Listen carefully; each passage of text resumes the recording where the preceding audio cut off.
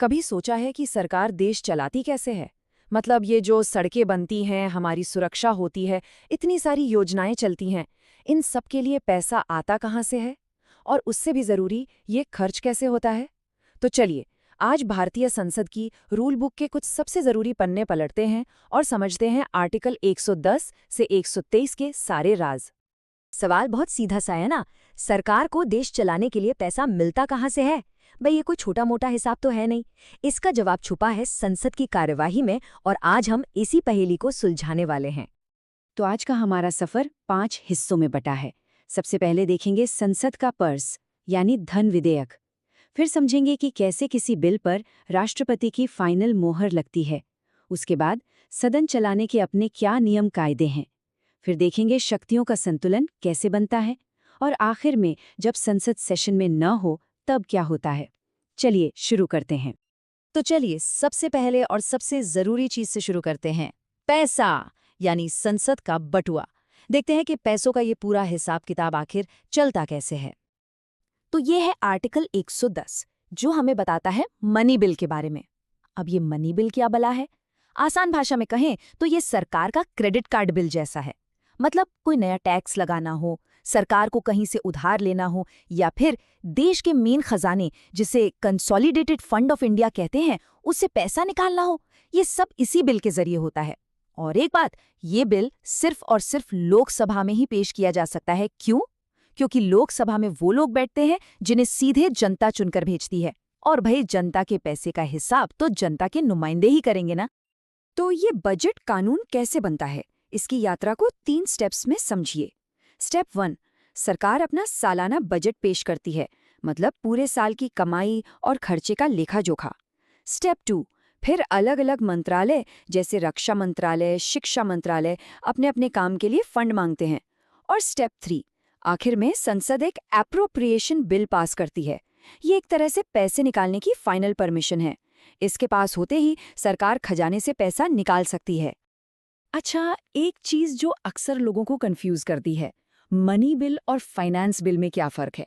तो इसको ऐसे समझिए, मनी बिल जो है वो सिर्फ और सिर्फ पैसों से जुड़ी चीजों के बारे में होता है, टैक्स, उधार, खर्चा, बस।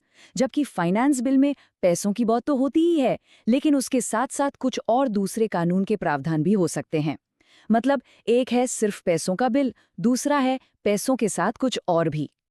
पर सोचिए, क्या हो अगर बजट में जितना पैसा तय हुआ था वो कम पड़ जाए? होता है ना कभी कभी महीने के आखिर में। तो सरकार के पास भी इसका जुगाड़ है।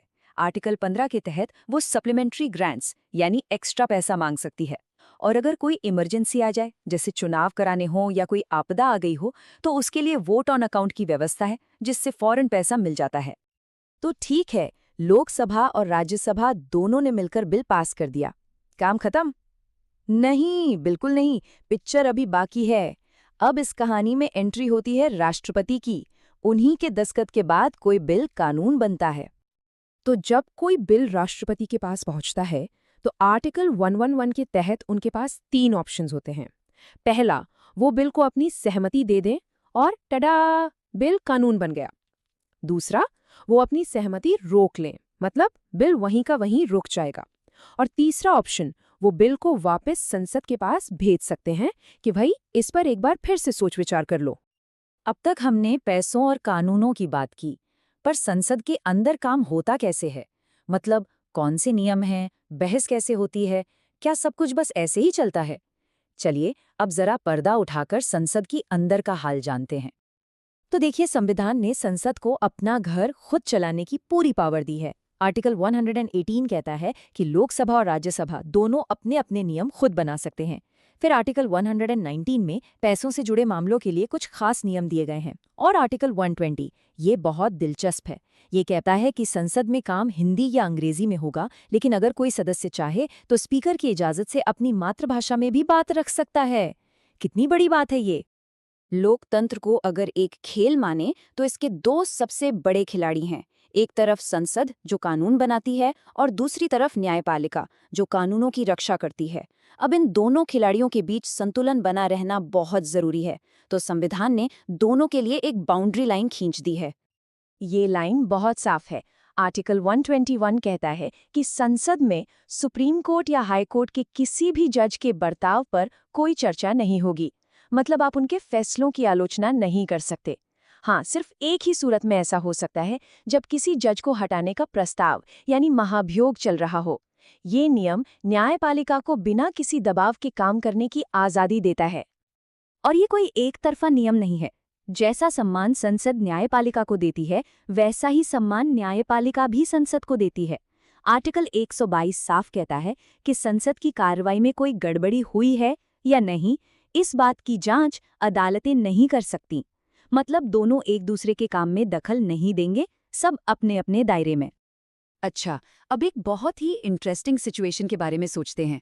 मान लीजिए देश पर कोई संकट आ गया और फौरन एक कानून बनाने की जरूरत है, लेकिन दिक्कत ये है कि संसद का सेशन ही नहीं चल रहा, सब सांसद अपने अपने क्षेत्र में हैं। तो अब क्या होगा? क्या देश इंतजार करेगा? नहीं, इसका जवाब है आर्टिकल 123 ऑर्डिनेंस यानी अध्यादेश। ये राष्ट्रपति की एक खास पावर है। जब संसद सेशन में ना हो तो वो एक अस्थायी कानून जारी कर सकते हैं। इसकी ताकत बिल्कुल एक नॉर्मल कानून जितनी ही होती है। बस शर्त यह है कि जब भी संसद की बैठक दोबारा होगी तो इस अध्यादेश को 6 हफ्तों के अंदर पास करवाना जरूरी है, वरना ये खत्म हो जाएगा। तो चलिए एक क्विक रीकैप करते हैं। आर्टिकल्स 110 से 117 तक पैसों की बातें हैं, मनी बिल, बजट वगैरह। 118 से 120 में संसद के अपने नियम कायदे और भाषा की बात है। 121 और 122 में संसद और अदालत की लक्ष्मण रेखा तय की गई है।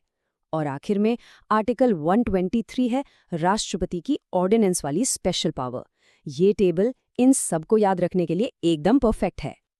अब इतने सारे आर्टिकल याद रखना थोड़ा मुश्किल हो सकता है ना, तो इसके लिए एक छोटी सी मजेदार ट्रिक है। बस ये लाइन याद कर लीजिए, धन सहमति बजट अनुदान राष्ट्रपति दे आदेश महान। इसमें धन से धन विधेयक, सहमति से राष्ट्रपति की सहमति, बजट अनुदान और आखिर में राष्ट्रपति का आदेश यानी अध्यादेश, सब कुछ आ जाता है।